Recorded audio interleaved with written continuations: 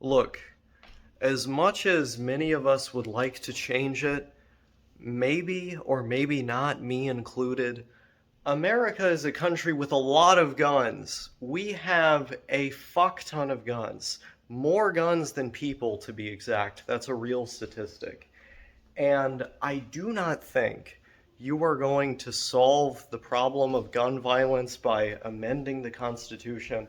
That is simply politically not feasible, and it would cause a hell of a lot of people to want to do some civil unrest.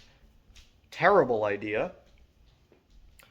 And I don't think it's going to be solved by laws that can just as easily be struck down by courts of various kinds, and in particular, the Supreme one.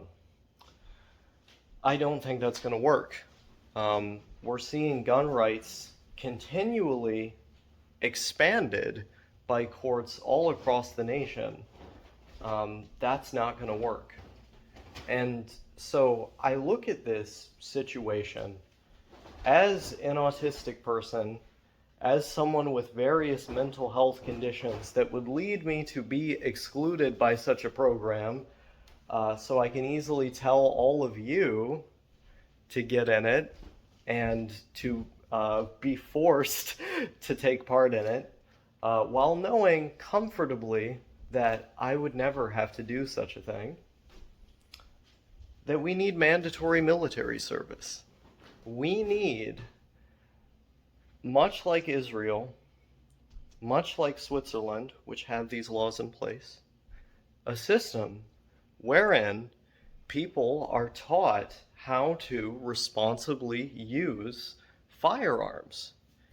Because while those countries have certain restrictions in place on certain types of guns, and various other things to track the guns, I would argue, and I believe the data argues, that the main thing that prevents schmootings in those countries is the fact that you have a mentally healthy population with access to high quality universal health care, many of whom have also served in the military, understand how to handle guns, and know what they are, know what they can do, and have the character development that is intrinsic to having to go through the process of military training, which of course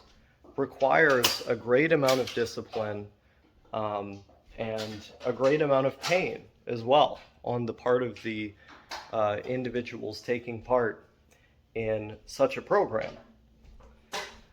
So you have this disciplined population who of course is trained with firearms and understands how to use them.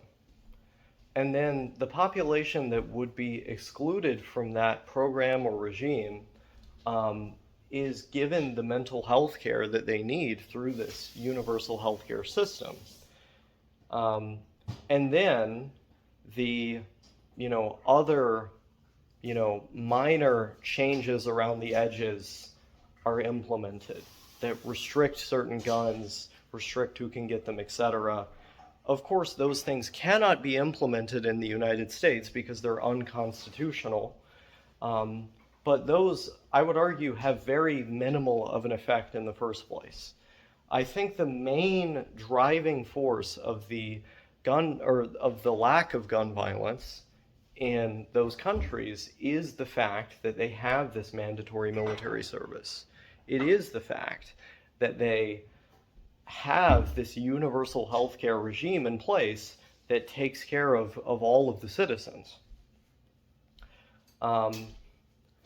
And that is ultimately why I support this policy being implemented in the US, because I know it wouldn't apply to me, and I'm not doing that shit. No thanks, but I don't care about any of your feelings, and I would like to feel more safe when I go down the street. So you can suffer at the behest of my safety, because I know that I will not suffer at all if that program were to be implemented.